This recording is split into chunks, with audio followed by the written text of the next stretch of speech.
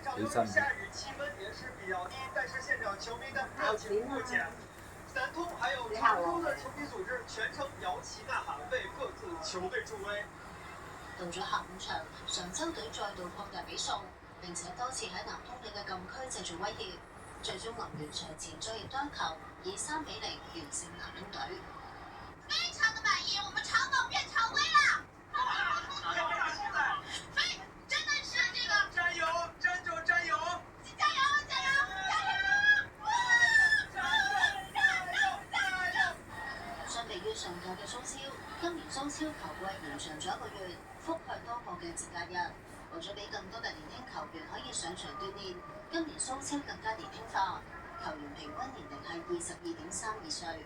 另外為咗公平競賽，聯賽全程使用 VAR 助理投資系統，以提升判罰嘅精準度。何偉志記者喺江蘇常州報道。蘇超延續舊年嘅熱潮，而家已經係超越球賽本身，成為全省各地爭取客流同消費嘅新焦點。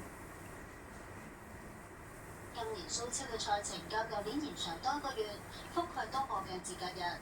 但係球場以外，賽事第二，留住球迷多啲消費先至最重要。